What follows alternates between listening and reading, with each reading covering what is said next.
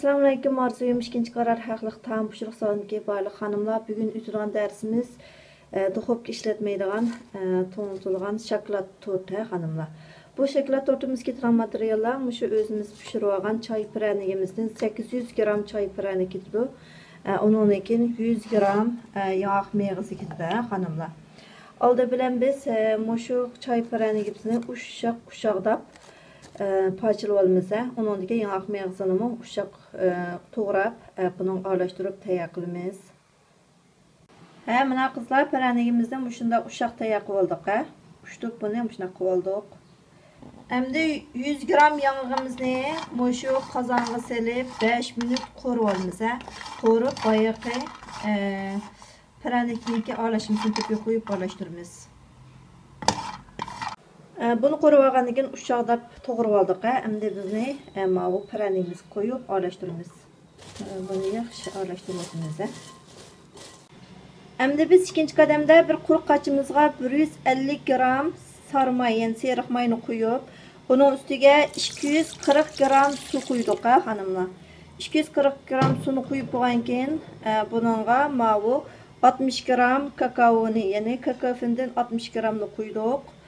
Bundan keyin bu aralashmamizga şeker 200 gram şeker qo'ydik. Endi buni o't qo'yib, so'z o'tda aralashtirib eritimiz bu sarmayimizni. Mana qizlar, biz bu aralashmani o't qo'ydik. Bu o't qo'yib buni qaynaganda 7-8 minut qaynatib, shu aralashma, shokolad aralashmamizni tayyorlaymiz hanımlar. Shunda bo'sh o'tda aralashtirib turamiz. Mana qizlar, bu aralashmamiz qaynadi. Bu endi 7-8 minut qaynagandan keyin buni elib 10-15 minut sovutamiz. Buni sus o'tda 7-8 minut qaynatamiz. Mana qizlar, biz shokolad aralashmasini qaynatib tayyor qildik. Endi bu 10 minutdan 15 minutgacha sovigandan keyin boyaqi piranigimizning ustiga qo'yamiz buni. Mana qizlar, biz shokolad aralashmasini piranigning ustiga qo'ydik. Endi buni toza yaxshi aralashtirib chiqamiz hanımlar. Aralashmamizni yaxshi aralashtirib olgandan keyin buningdek tortning listlarini maylab, bu aralashmamizni qo'yib, mushu chingdab turib, buni shakl chiqarib olamiz. Endi buni to'nglatguniki muzlak saqlash bo'limchasiga yarim soat qo'yib qo'yamiz. Yarim soatdan 1 soatgacha qo'yib qo'ysak bo'ldi. Endi biz 3-qadamda boyaqi aralashtirib qo'ygan tortimiz to'nglatquda yarim soat turib, qatqichang biz uni ustiga qo'yilgan shokolad aralashmasini tayyor qilamiz.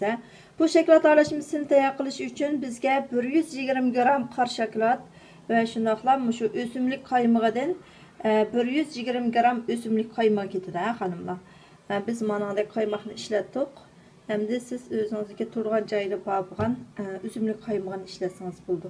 Yoki bo'lmasa siz shu o'simlik qaymog'ini topolmay qolsangiz 120 gram qor shokoladga cho'ng qo'shib bir qoshiq asalni aralashtirib, bunu o't qo'yib eritib qisingizdan bo'ldi hanımlar.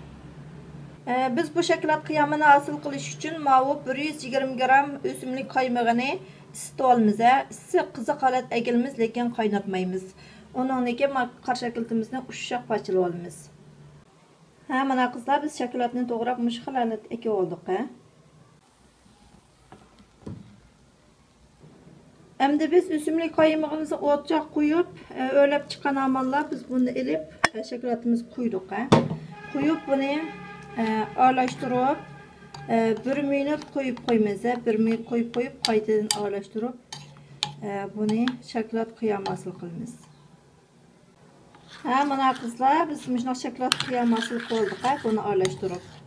Mana endi buni boyaqi to'nglatib o'xshab qo'ygan tortimiz muzlab chiqqandan keyin ustiga qo'yamiz. Mana qizlar, tortimizni to'nglatquni oldik. Endi biz aralashmamizni buning ustiga qo'yamiz hanımlar. Qo'yib yeytimiz. Mana qizlar, biz aralashmani qo'yib oldik. Endi buni to'nglatquning muzlak saqlash bo'limchasiga 3-4 soat qo'yib, shu shokolad aralashmamiz qatqanda elib, kesib iste'mol qilsak bo'ldi hanımlar. Ha, mana qizlar, biz to'nglatquning muzlak saqlash bo'limchasiga 3-4 soat qo'yib qo'ygandan keyin bu qatda, endi buni qilibini chiqaryapmiz. Ha, mana qizlar, buning qilibini chiqarayotgandan keyin buning cho'rlariga yong'oq mag'zini poturib zinnatlab chiqdik, xonimlar. Endi buni kesib iste'mol qilsak bo'ldi.